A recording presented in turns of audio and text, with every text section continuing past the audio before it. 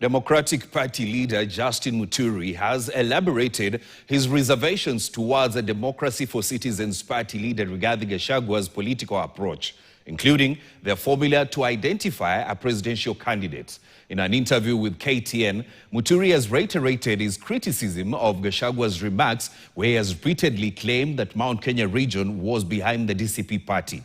KTN's senior reporter Daniel Kariuki has more on why a section of united opposition leaders have differed with Gachagua. A storm has been brewing in the united opposition. Leaders in the outfit have recently engaged in war of words. DCP leader Rigathi Gachagua's remarks claiming that Mount Kenya region was behind DCP rattled a section of leaders in the opposition. Have you ever had a king from Mount Kenya? Have you ever had one? No, we don't have kings. You formed your party the other day. You found these parties in existence. What has prompted you to think that they should dissolve? Oh, Rigiji ataki chama zingine. No. I think they are misguided. Mimi nataka vyama nyingi. In an exclusive interview, DP leader Justin Muturi says that Gachagua had on many occasions failed to recognize his presence in public rallies. This kind of statement can, does not bode well for people who are coming together or who are together. And we just say, call on respect, mutual.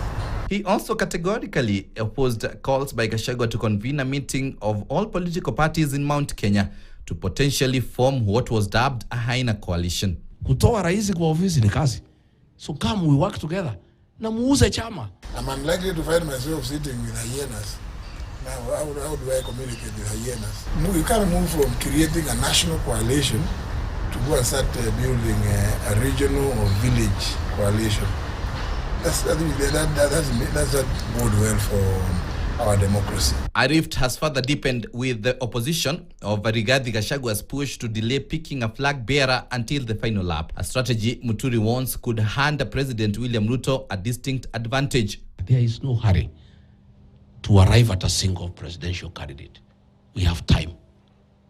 First things first. How do you choose a candidate before you consolidate? If we delay the decision of the presidential flag bearer, we run the risk of being unprepared. And we have seen this. If we wait until May, I can assure you, I will not even bother to participate, because we will have given him a victory on a silver platter. Despite their ideological differences, Muturi described Gachagua as humble and reasonable in private meetings, adding that those traits quickly disappear when he steps into the public eye. Very, very humble man behind the camera. I think the cameras excite him. I think you people, and then the crowns. I think the crowns, excite him. While addressing the objection by a section of opposing leaders to join the Azimio coalition, Muturi, who is among the key leaders who are in the process of rebranding the coalition's constitution, expounded that they would review the deed of agreement and change some of the contentious issues to accommodate all parties. Daniel Kariuki, KT.